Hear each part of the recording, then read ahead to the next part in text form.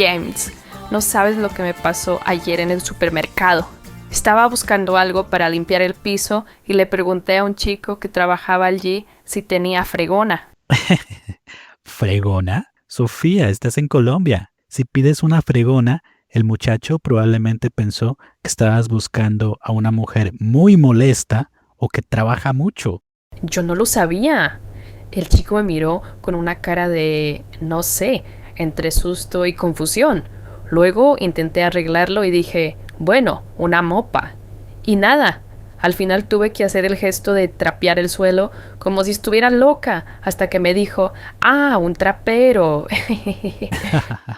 Es que el español es un campo minado, incluso para los que hablamos el idioma toda la vida. Lo que para ti es un objeto cotidiano, a 2000 kilómetros de distancia es un insulto o simplemente un ruido sin sentido. Es frustrante, pero también fascinante. Psicológicamente, como dices tú, cuando nos enfrentamos a estos regionalismos, nuestro cerebro entra en un estado de disonancia cognitiva, ¿verdad?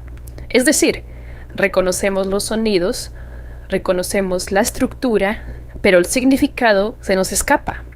Eso genera una inseguridad lingüística tremenda, como si de repente no supieras hablar tu propia lengua.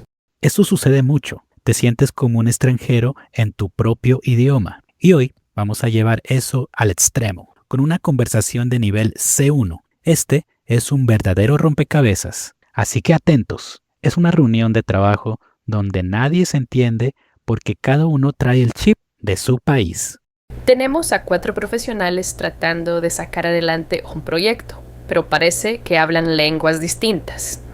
Preparen el oído, porque esto se va a poner caótico. A ver, chicos, se nos viene el tiempo encima.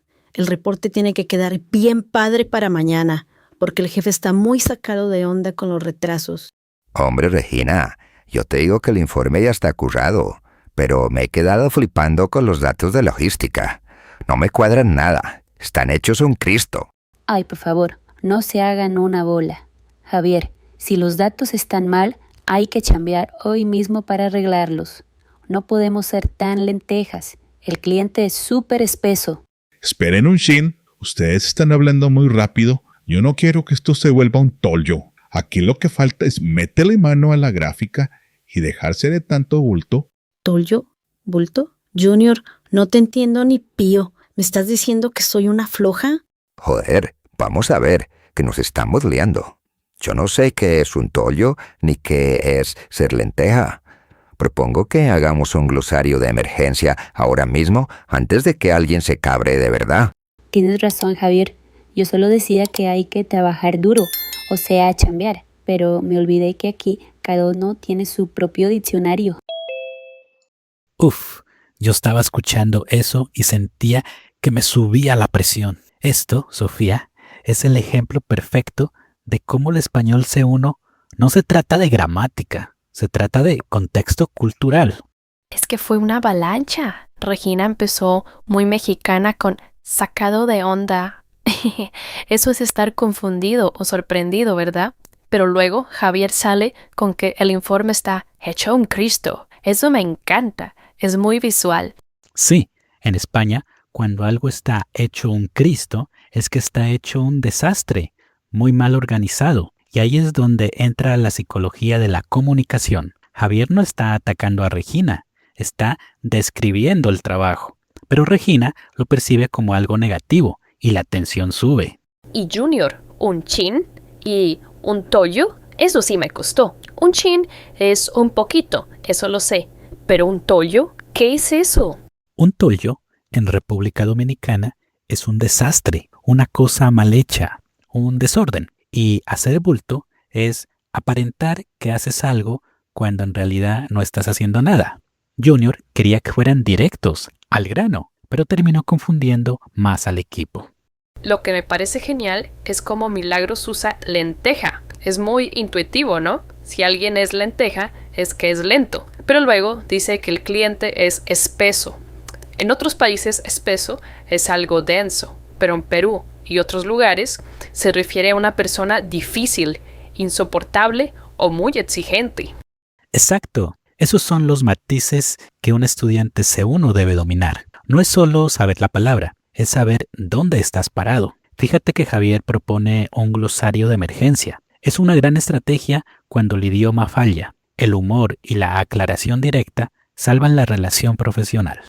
Es que al final, la comunicación no es solo transmitir información, es crear un puente. Y si el puente tiene grietas de regionalismos, hay que usar el cemento de la paciencia.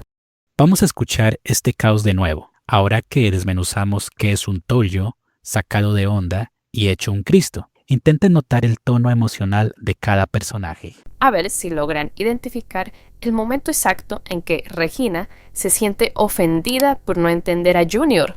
Esto es puro español con voces y acentos reales. A ver, chicos, se nos viene el tiempo encima. El reporte tiene que quedar bien padre para mañana, porque el jefe está muy sacado de onda con los retrasos. Hombre, Regina, yo te digo que el informe ya está currado, pero me he quedado flipando con los datos de logística. No me cuadran nada. Están hechos un Cristo. Ay, por favor, no se hagan una bola. Javier, si los datos están mal, hay que chambear hoy mismo para arreglarlos. No podemos ser tan lentejas. El cliente es súper espeso. Esperen un chin. Ustedes están hablando muy rápido. Yo no quiero que esto se vuelva un tollo. Aquí lo que falta es meterle mano a la gráfica y dejarse de tanto bulto. ¿Tollo? ¿Bulto? Junior, no te entiendo ni pío. ¿Me estás diciendo que soy una floja? Joder, vamos a ver, que nos estamos liando. Yo no sé qué es un tollo ni qué es ser lenteja. Propongo que hagamos un glosario de emergencia ahora mismo antes de que alguien se cabre de verdad. Tienes razón, Javier. Yo solo decía que hay que trabajar duro, o sea, chambear. Pero me olvidé que aquí cada uno tiene su propio diccionario. James, creo que después de este episodio necesito un diccionario de 20 tomos para salir a la calle. No hace falta tanto, Sofía. Solo hace falta curiosidad. Por eso, creemos que los que nos están escuchando nos ayuden a ampliar nuestro glosario. Sí, por favor, cuéntenos en los comentarios una palabra que se use en su país o en el país donde viven, que siempre confunda a los demás hispanohablantes. Pongan la palabra y qué significa. Voy a estar leyéndolos. Por ejemplo, yo pondría parce o bacano, que son muy nuestras, de Colombia. Y si ustedes quieren profundizar en estas diferencias y llevar su español a un nivel nativo, pueden suscribirse a nuestro canal, Profe James Spanish, para no perderse ningún episodio de Real Spanish Voices. Así es, aprendan de mis errores y no pidan fregonas donde no deben. Nos vemos en el próximo, Sofía. Hasta la próxima. Los quiero mucho. Con Profe James y Sofía, voces